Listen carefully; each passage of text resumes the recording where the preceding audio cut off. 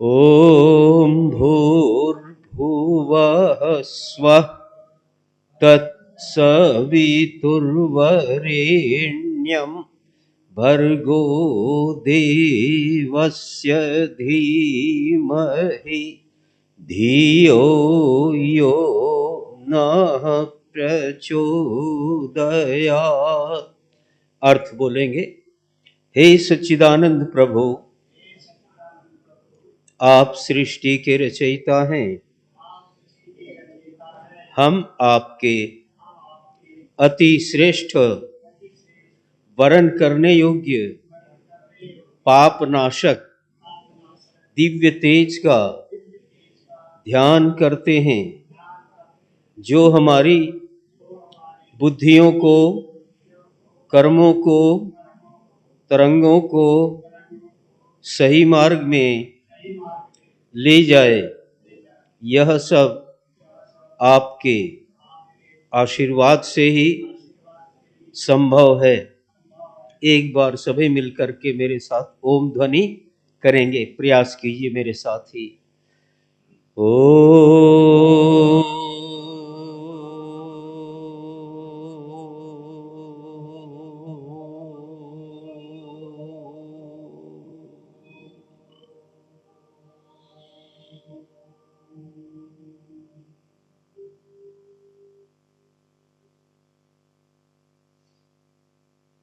एक बार पुनः ओ।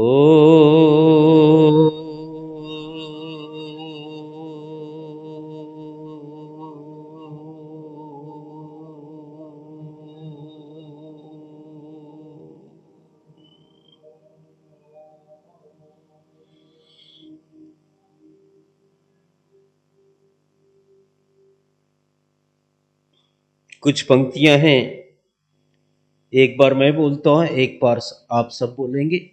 मैं भी आपका साथ दूंगा, लेकिन पहले ध्यान से सुनना है, फिर बोलना। और थोड़ा सा ताली बजा करके, एक प्रेशर है ये, ताली बजाने से बड़े लाभ है, लेकिन जिनको हाई ब्लड प्रेशर है वो जोर से ताली नहीं बजाएंगे, हल्का सा, और जो सामान्य है वो थोड़ा अच्छी तरह से ताली बजाएंगे। मैं भी आपके साथ बजाऊंगा।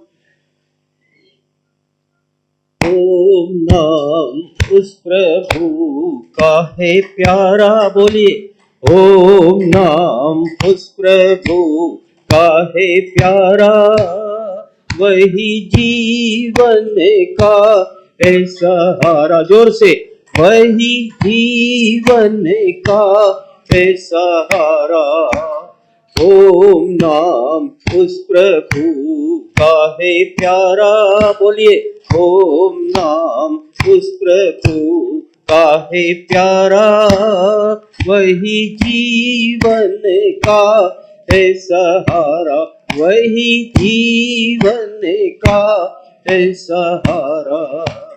चांद और तारों में देख लो उसे, चांद और तारों में देख लो उसे, खीजा में बहारों में देख लो उसे, खीजा में बहारों में देख लो उसे।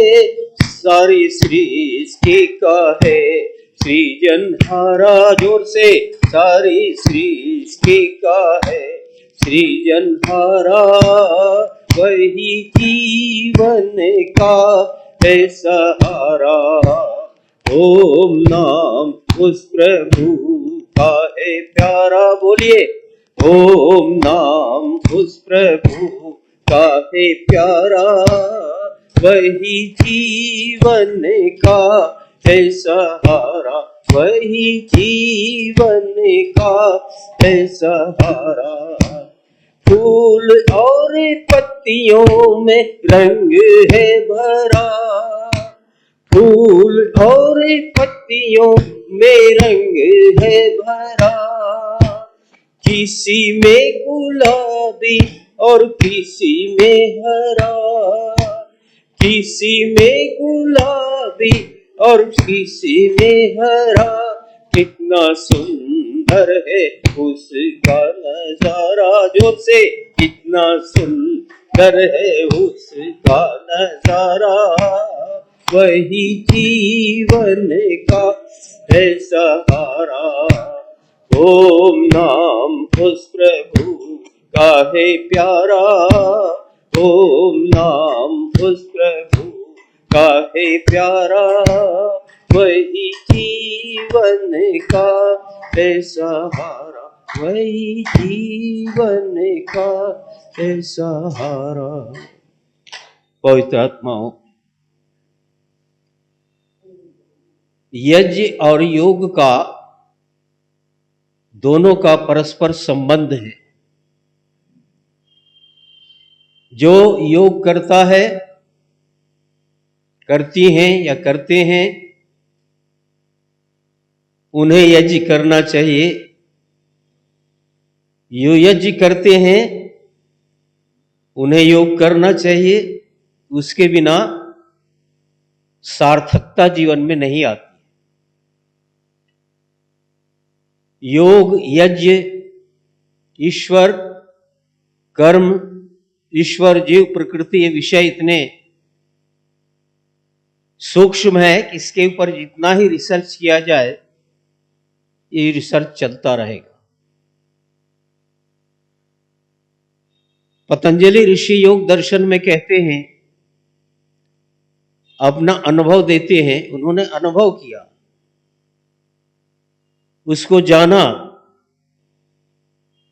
इसलिए कहा अथ योगा अनुशासनम। ये नहीं कहा कि सन्यासी हो, ब्रह्मचारी हो, नहीं, सबके लिए एक पंक्ति में पंक्तिबद्ध होना पड़ेगा, अनुशासन में आना पड़ेगा। एक मंत्र में बड़ा अच्छा आया है, अथर्ववेद के मंत्र में बहुत सुंदर, इमम यवम अष्टायोगे षड योगे भी अचर कृष्ण। इमम यवम, यव शब्द आप सभी जानते हैं, उसका बिगड़ा हुआ रूप है जौ। यव, जौ। इमम यवम, इस जीवन रूपी यव को, क्योंकि ये शरीर है, इसमें तरह तरह के विकार होते रहते हैं, होते रहेंगे, आते रहते हैं। जिस प्रकार से जौ के अंदर बहुत सारे छिलके होते हैं और उन छिलकों को उतारने के बाद जौ जो गिरी है, छिलके के बाद गिरी,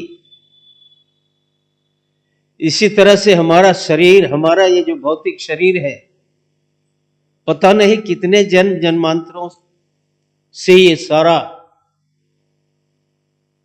विकार, दोष, अल्पज्ञता के कारण कमियां आती रहती।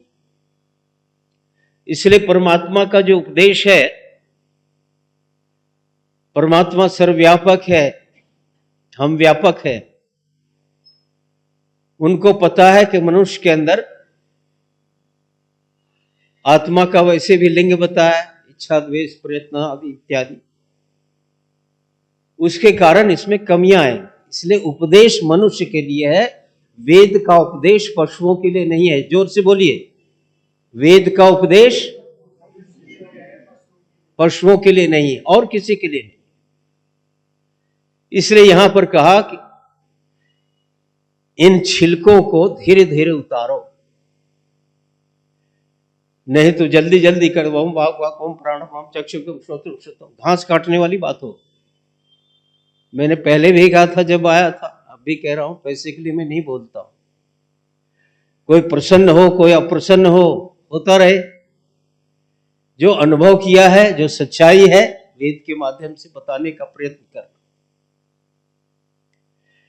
जब मैं देखता हूं और सुनता हूं, एक नारा है, क्या नारा है मंत्री जी? कृण्वन्तो, अरे स्वयं को बनाओ, विश्व का है पूर्णता से अपने आप। क्यों जी, ठीक है ना? विनायक जी कौन है? शुरू शुरू में जब आया था मैं, यहां ऊपर सत्संग होता था, क्या माता पिता थे या जो भी थे आपके आते थे। तो यहां पर कहा कि पहले अपने आप को बनाओ, ये मत वाला खराब, ये मत वाला खराब, वो मत वाला खराब, देखो स्वामी जी आसाराम, अरे नाम, अरे है तो आपकी क्या जरूरत है? आप क्यों नहीं अपने आप को मजबूत बनाते हैं? दयानंद के वीर सैनिक बनेंगे, उसी के लिए जिएंगे और मरे, क्या होगा इससे? जब तक अपने आप को वीर सैनिक, सूक्ष्म चीज को यहां सरल ढंग से कह दिया, वीर बनाना, आपको मजबूत बनाना है, ये छिलकों को उतारना है, साफ करना है धीरे धीरे। कोई छलांग लगा सकता है ऋषि दयानंद की तरह? एक जन्म के नहीं थे।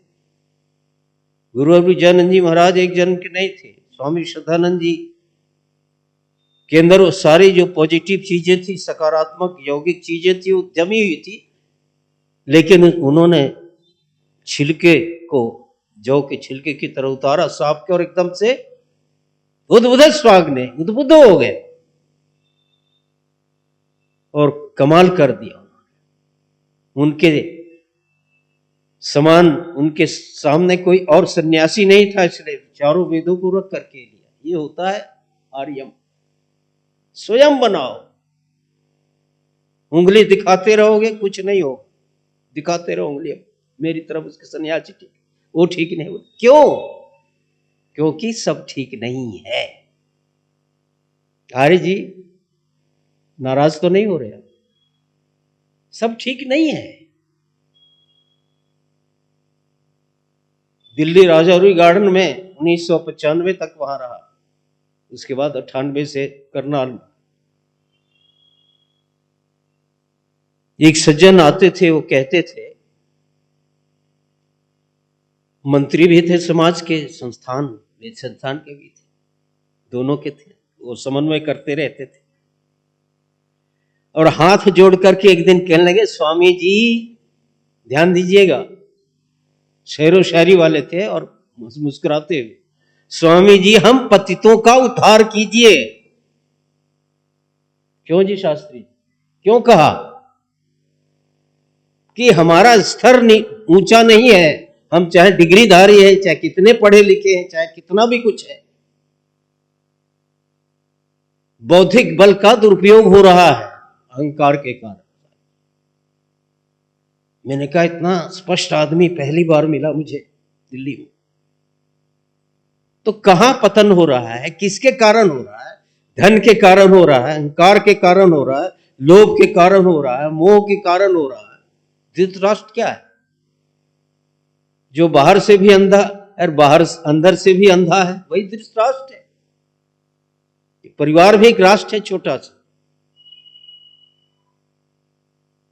तो यहां पर कहा छिलकों को हटाओ धीरे धीरे करके। 8 जो अंग है, इसमें कहा अष्टायोग है, 8 योगों के द्वारा, और साथ में कहा षड योगे भी, 6 योगों के द्वारा। 6 योगों की चर्चा मैं समय के अनुसार कर देता हूं। दोनों हाथ रखिए सिर पर, रखिए। ये सो रहे हैं आपके बगल वाले। सिर पर हाथ रखिए। पहला योग है, बोलिए पहला योग, जोर से बोलो ना। पहला योग मस्तिष्क योग। ये सारा आपका अगस्त का कमंडल है। अगस्त ऋषि कहते हैं ना, कमंडल में सारे समुद्र को पी गए वो लोग सोचते इसे कहानी खुश होती, अरे क्या शक्ति थी। मस्तिष्क को उन्होंने पॉजिटिव बना लिया था। जितने भी विकार आए स्वाहा, बोलिए खत्म, रहने ही नहीं देना है। जहां भी आपने बढ़ाया लोभ को, तो लोभ बढ़ेगा। विद्या का लोभ, दान का लोभ, तप का लोभ, ये लोभ नहीं, ये पॉजिटिव है, सार्थक है। ये कमंडल है आपका। बलराज मधोक जी की एक बात याद आती, दिल्ली में फिरोज शाह खटला में होता था वो, संयोग बस उस समय विद्यार्थी था। उन्होंने कहा बुराई नीचे से नहीं ऊपर से शुरू होती है, ध्यान दीजिएगा। जितने भी अफसर क्लास है, मंत्रीगण है, ये तो बदलते रहते हैं। अफसर क्लास है, फिर उसके बाद कर्मचारी क्लास, फिर और भी जो है। तो हमारे मस्तिष्क जो है सबसे पावरफुल है, इस कमंडल को संभाल करके रखिए। पहला योग क्या कहा? मस्तिष्क योग, चिंतन। उल्टा सोचते जाओ, सोचते वो बढ़ता ही जाएगा और जल्दी बढ़ता है।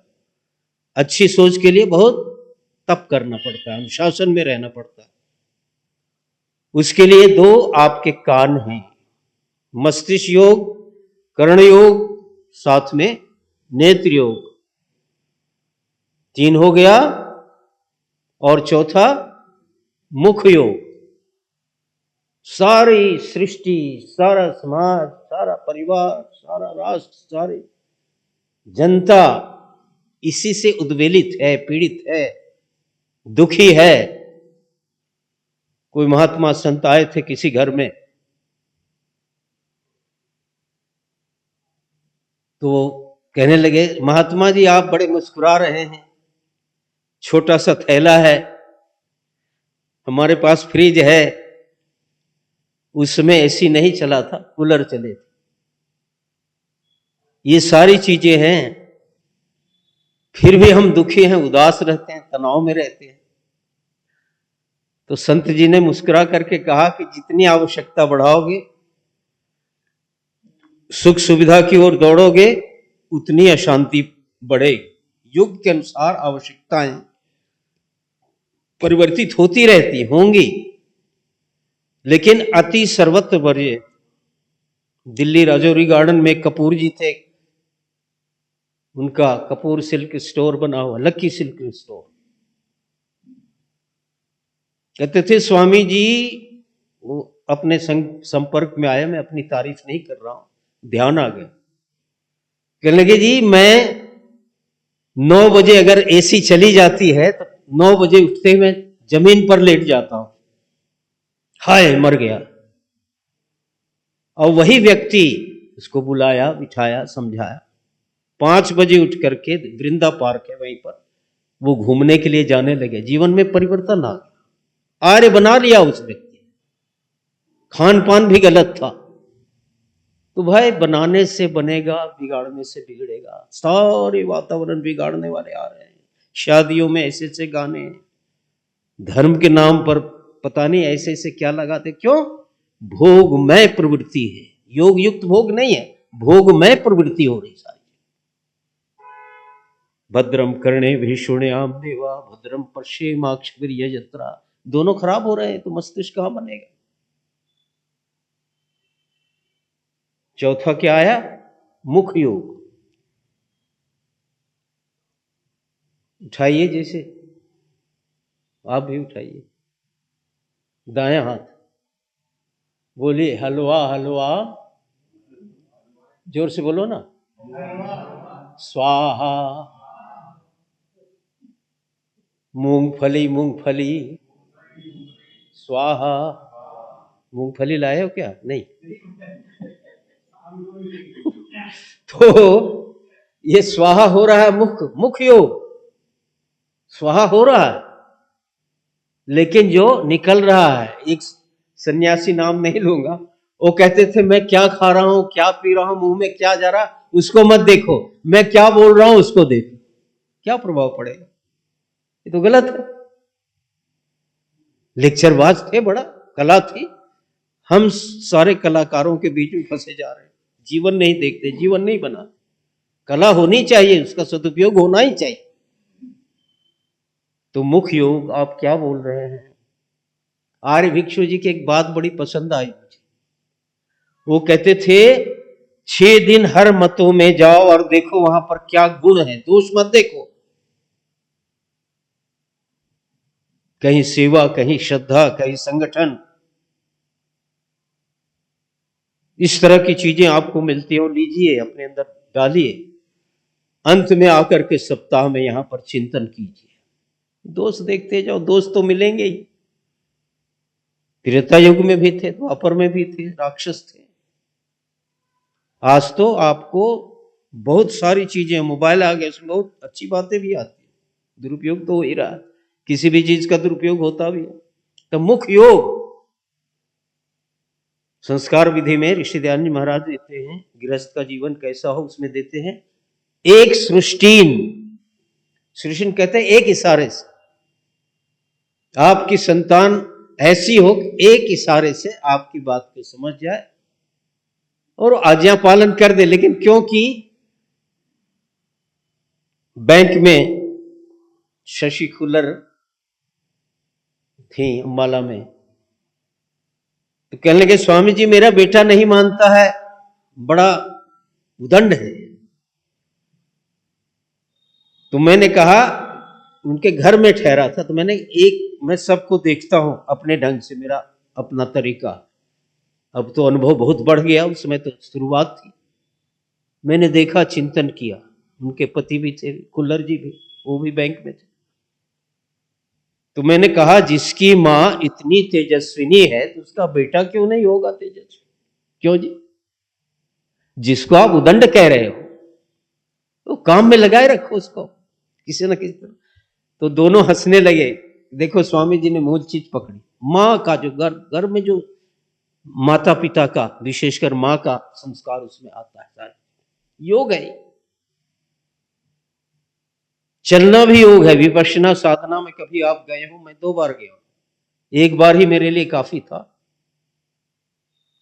लेकिन 2 बार गया। तो कहते हैं आप चल रहे हैं, आपश्यति, परापश्यति, विपश्यति इत्यादि ऋग्वेद में मंत्र भी आता है। देखो, अपने आप को देखो, मैं प्रधान जी हूं, मैं मंत्री जी हूं, मैं संरक्षक हूं, मैं ये, अरे सबका संरक्षक परमपिता परमेश्वर है। मुझे तो सेवा का मौका इस माध्यम से मिला है और समाज की व्यवस्था है वो रचना की गई है। लेकिन सच्चाई ये है, सारी सृष्टि को चलाने वाला संरक्षक वही है। उसने मुझे ये नर तन चोला दिया, इसका सदुपयोग करने के लिए संस्थाएं बन गई, उसका सदुपयोग करो।